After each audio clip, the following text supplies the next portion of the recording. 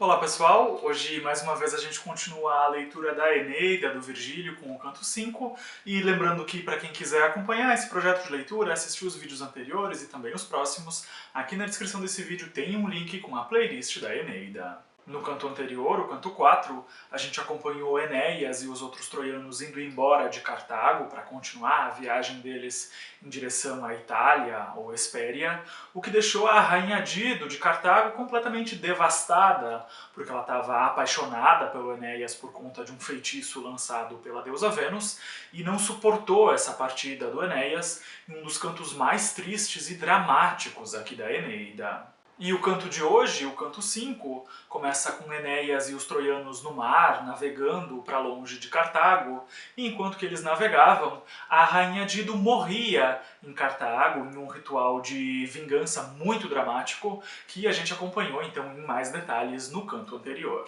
E quando os troianos olhavam para trás, em direção a Cartago, eles viam um grande incêndio consumindo parte da cidade e se questionavam que tipo de tragédia que tinha acontecido por lá quando eles tinham ido embora. E depois de um tempo navegando, os navios avançam bastante e logo logo ninguém mais conseguia ver nenhuma terra por perto, só o mar. Mas quando a noite cai, vem uma tempestade que muda o curso dos ventos e Palinuro, que era o comandante do navio principal, o navio que guiava os outros navios e era então seguido por esses outros navios desse grupo de troianos sobreviventes, Palinuro avisa que seria muito difícil de chegar na Itália com aqueles ventos, porque eles estavam soprando em uma direção completamente desfavorável a esse destino onde eles queriam chegar. Palinuro alerta que se eles continuassem no mar com aquelas condições de clima, muito provavelmente eles acabariam se perdendo, e então sugere que eles desembarcassem em Drépano,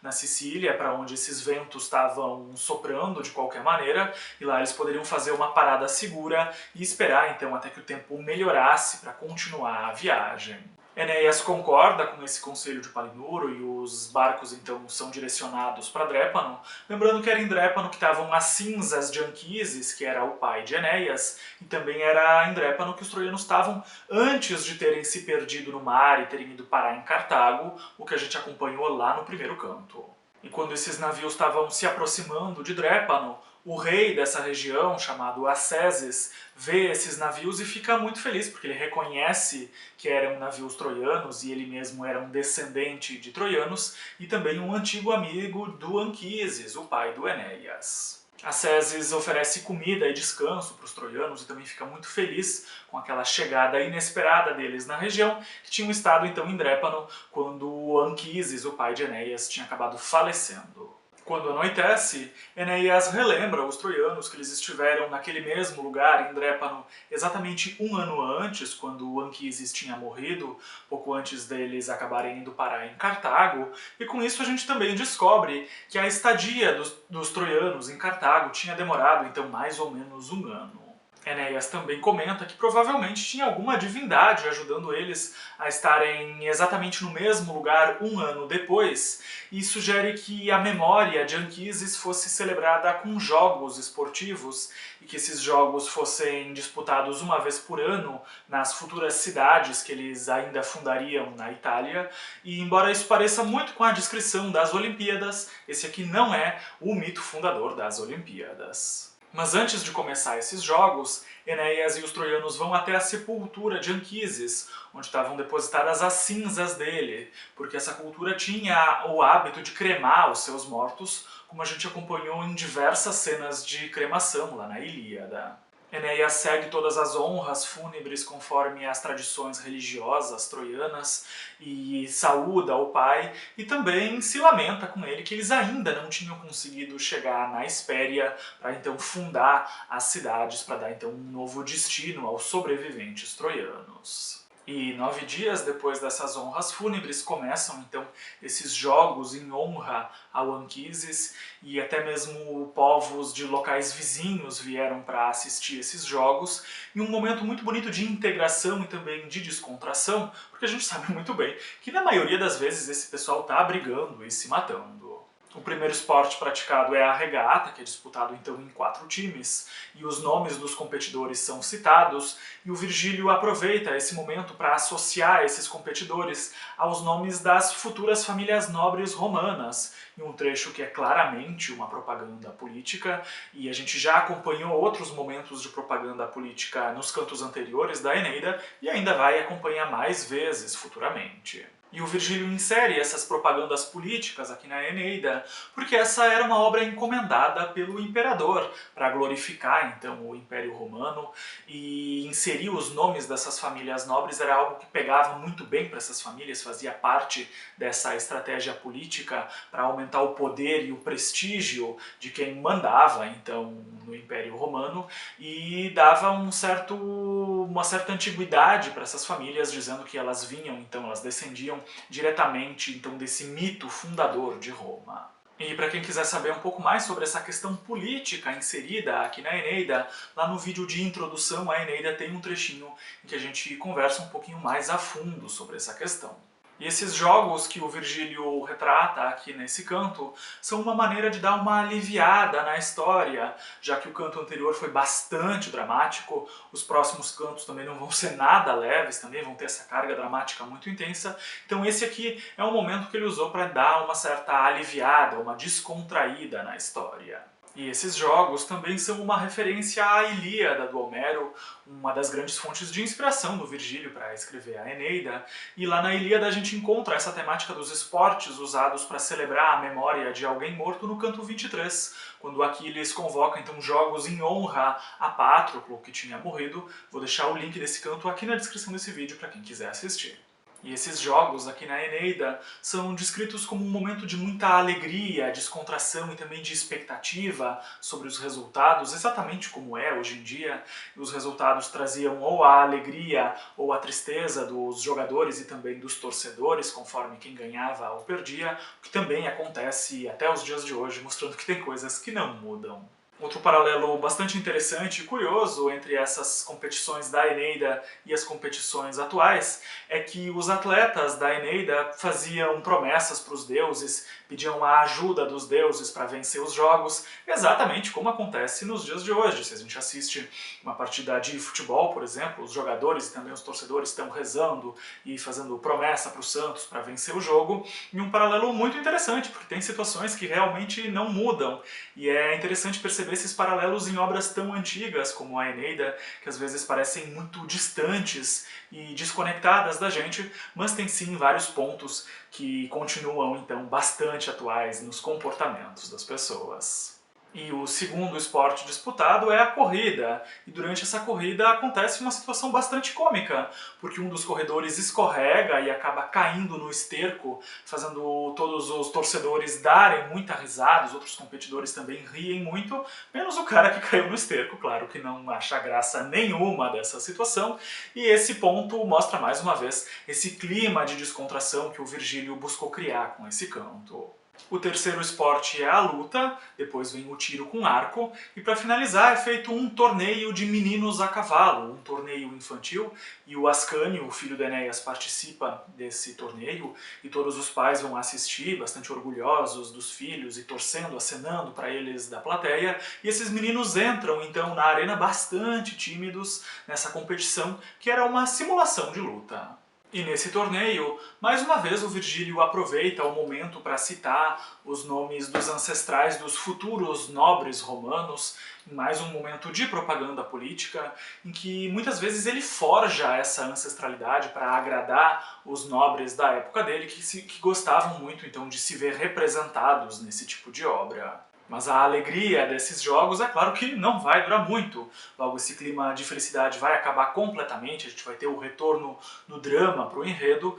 porque a deusa Juno, que detestava os troianos, como a gente acompanhou desde lá do canto 1, envia a deusa Íris para ver o que os troianos estavam fazendo da vida. Iris vai então para Drépano e encontra os barcos troianos na praia, e perto desses barcos, ou nos barcos mesmo, ela vê que existiam várias mulheres mais idosas que não tinham ido ver então essas competições esportivas que tinham sido organizadas pelo restante do povo. E com isso a gente percebe que os sobreviventes troianos eram bem variados, vindos de várias faixas etárias e camadas sociais, uma pequena amostra do que tinha sobrado então da sociedade troiana, e confirmando a passagem lá do canto 2, que diz que eram então bem variados esses sobreviventes que se uniram ao Enéas na fuga de Troia quando essa cidade foi destruída. E essa é uma informação importante, porque o livro acaba não desenvolvendo muito a temática dessa diversidade de sobreviventes que acompanha o Enéas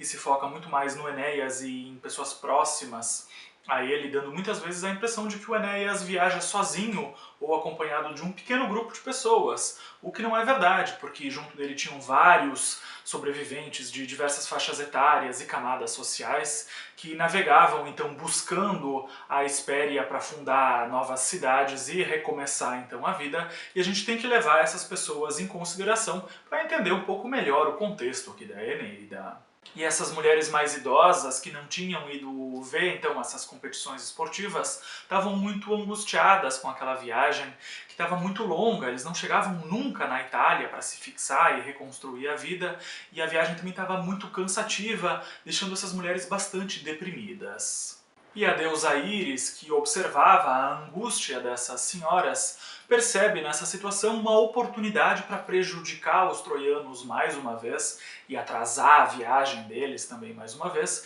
Então ela se disfarça como Beroe, que era uma dessas anciãs troianas. Ela assume a forma dessa anciã, que era então uma capacidade que os deuses usavam com bastante frequência, como a gente acompanhou principalmente lá na Odisseia, mas também na Ilíada também. Então Íris se disfarça como Beroe e vai até essas anciãs para incitar ainda mais a revolta e a tristeza entre elas. E Íris, disfarçada então como Beroe, vai até essas senhoras e diz que felizes eram as pessoas que tinham morrido lá em Troia e que não estavam precisando enfrentar aquela viagem tão longa e que nunca chegava ao fim. E nesse trecho a gente descobre que essa viagem já durava 7 anos, fazendo com que esse desconforto físico e também emocional fosse bastante compreensível entre todos esses sobreviventes. E Íris, disfarçada, continua dizendo que elas deveriam colocar fogo nos barcos para acabar de vez com aquela viagem e se fixarem então exatamente onde elas estavam, e mente que Cassandra, uma das filhas de Príamo, o antigo rei de Troia, e que era profetisa, tinha aparecido para ela em um sonho e dito que a Itália, ou Hespéria, não era a verdadeira Terra Prometida. A Terra Prometida era exatamente onde eles estavam, então em Drépano, na Sicília, e que nesse sonho Cassandra tinha dado uma tocha acesa para ela atirar nos navios e interromper a viagem, porque Drépano então era o verdadeiro lugar para eles recomeçarem a vida. E depois de falar isso, Íris atira uma tocha em um dos navios, começando então um grande incêndio que deixa todas aquelas senhoras muito assustadas com a situação, mas uma delas, chamada Pirgo, que era a mais idosa de todas, desmascara a Íris dizendo que aquela não era a verdadeira Beroe, porque os olhos e a maneira de falar da Beroe verdadeira eram diferentes, e ela também nunca se comportaria daquela maneira. Pirgo também conta que Beroe na verdade estava doente e de cama e que ela mesma estava cuidando dela. Então definitivamente aquela mulher que tinha atirado fogo no navio não tinha como ser a Beroe, aquela não era a Beroe verdadeira e era então uma impostora. Todas as senhoras ficam muito confusas, não sabem direito em quem acreditar e também ficam muito nervosas com aquele incêndio. E desmascarada, Íris acaba abrindo as asas e indo embora voando e desaparecendo num facho de luz, o que deixa todas as senhoras ainda mais espantadas com aquela situação. E enquanto que o fogo se espalhava pelos navios, a notícia desse incêndio chega até o torneio infantil que estava sendo disputado, e o Ascânio, o filho do Enéas, quando soube então desse incêndio, se questiona o motivo dessas senhoras terem posto fogo nos navios. Ele ainda não sabia que tinha sido Íris, e nesse momento é a primeira fala do Ascânio aqui na Eneida, que também marca a saída dele da infância. Todos então abandonam o torneio e vão correndo até a praia para ver o que estava acontecendo, se realmente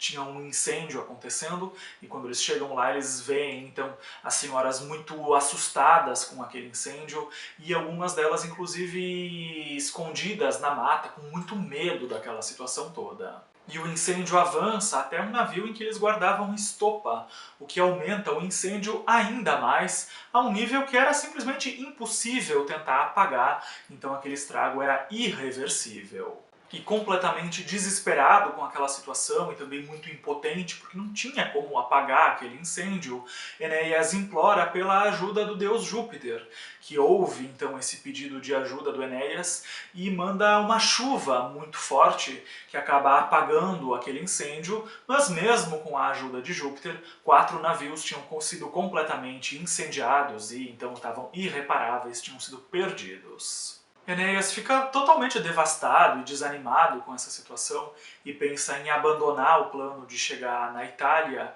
mas um adivinho chamado Nautes vai conversar com ele, tentar acalmar os ânimos dele e sugere que fosse fundado um povoado ali mesmo onde eles estavam para os que não quisessem seguir viagem, até porque não existiam mais navios para todo mundo. 4 tinham sido incendiados, então algumas pessoas deveriam ficar e seria justo que ficassem as pessoas que não queriam seguir viagem, enquanto os outros então continuariam nessa missão de chegar até a Hespéria. Mesmo com esse conselho, Enéas continua muito desanimado e pensa em desistir de tudo, mas à noite, quando ele vai dormir, ele é visitado em um sonho pela alma do Anquises, o pai então de Enéas, que diz que o Enéas deveria seguir o conselho do Nautes de fundar um povoado para as pessoas que não quisessem seguir viagem e seguir então a viagem para a Itália só com aqueles que quisessem então chegar nesse lugar e fundar então novas cidades para os sobreviventes troianos. Nesse sonho,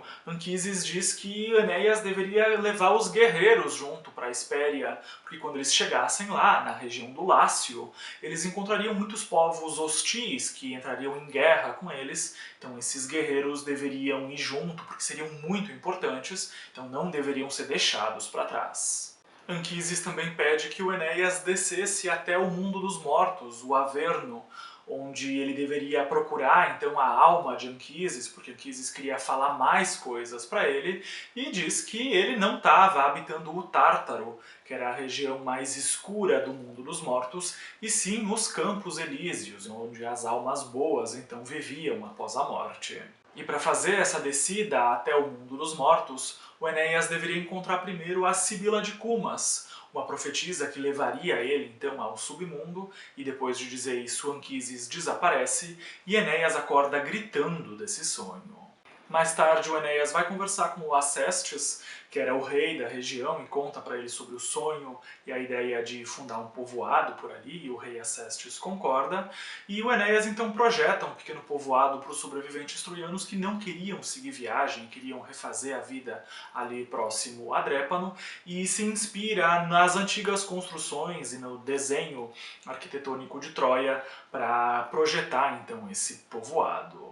Também são feitos alguns reparos nos navios para que eles pudessem seguir viagem, os que queriam seguir viagem, e conforme o dia da partida chegava, aumentava a sensação de saudade e de tristeza entre os troianos, que ainda ficavam muito confusos e não sabiam muito bem se queriam partir ou se queriam ficar na nova cidade fundada, então próxima a Drépano. Enquanto isso, entre os deuses, a deusa Vênus estava muito irritada com Juno e com Íris, que tinham colocado fogo nos navios troianos, atrapalhando mais uma vez a viagem deles, e vai reclamar sobre essa situação com o deus Netuno, e comenta então que a raiva de Juno contra os troianos não passava nunca, mesmo vários anos depois da destruição da cidade de Troia. Vênus então pede para que Netuno, o deus dos mares, desse para os troianos uma viagem tranquila em direção à Hespéria, que ele não permitisse nenhuma tempestade, já que era ele então que controlava os mares, e Netuno concorda em dar essa viagem tranquila, condições climáticas propícias para a navegação, mas em troca ele quer o sacrifício de um dos troianos, que deveria morrer para pagar então pela vida dos outros, e assim então fica combinado entre eles. E enquanto isso, os troianos faziam os últimos preparativos para a viagem, logo essa viagem começa, com Palinuro conduzindo o navio principal, que era então seguido pelos outros navios dos sobreviventes troianos. E mais tarde, quando já era noite, Palinuro decide que não faria uma pausa para dormir, ele queria continuar navegando para aproveitar as condições climáticas que estavam muito favoráveis, ele não queria desperdiçar então essas condições climáticas favoráveis, mas no meio da noite aparece Morfeu, a divindade que personificava o sono, a divindade do sono, e ele aparece disfarçado como um dos marinheiros que diz para Palinuro que ele deveria dormir, que ele estava cansado, ele merecia um descanso, e que ele assumiria o leme do navio. Mas Palinuro responde que não queria descansar, que ele continuaria então no leme, porque o mar sempre era perigoso e imprevisível, mesmo com boas condições climáticas, então ele mesmo queria continuar conduzindo aqueles navios. E como Palinuro não tinha sido convencido por Morfeu, Morfeu borrifa a água do rio Letes no rosto de Palinuro e faz com que ele fique sonolento, porque as águas do rio Letes tinham essa propriedade, esse era um rio que corria no submundo, o mundo dos mortos, e a gente vai conhecer melhor as propriedades do rio Letes no próximo canto, que é o canto 6, quando o Enéas vai visitar então o mundo dos mortos. E aproveitando que Palinuro estava então sonolento por conta dessas águas do Letes, Morfeu empurra ele para fora do navio e Palinuro cai no mar e só acorda então quando cai no mar, bastante assustado, e grita pedindo ajuda, mas ninguém escuta, os navios seguem viagem, sem ninguém no leme no navio principal. Lembrando que Palinuro conduzia esse navio principal e era seguido então pelos outros navios. O navio de Palinuro, que era o navio principal, continua então sendo seguido pelos outros navios, mas como Palinuro tinha caído no mar, não tinha mais ninguém no leme desse navio principal, e logo então esse grupo começa a navegar sem rumo, sem ninguém conduzindo, e começa também a se aproximar de uma região muito perigosa em que viviam as sereias, criaturas que o Odisseu enfrentou lá no canto 12 da Odisseia, tampando os ouvidos dos marinheiros com cera, uma das passagens mais conhecidas da mitologia grega, e para quem quiser conhecer melhor essa passagem, eu vou deixar o vídeo sobre o canto 12 da Odisseia aqui na descrição desse vídeo. E o Enéas acorda um pouco mais tarde, durante a noite, com o barulho do mar, e percebe que o navio estava sem ninguém no leme, ele estava navegando sem rumo, e se assusta muito então com essa situação, e se questiona o que teria acontecido com o Palinuro, e é com esse susto que termina o canto 5, e a gente só vai descobrir o que aconteceu com esses navios no próximo canto, o canto 6. Esse então foi o vídeo de hoje, muito obrigado pela companhia de vocês, e a gente se vê de novo no vídeo sobre o canto 6. Um abraço e até lá!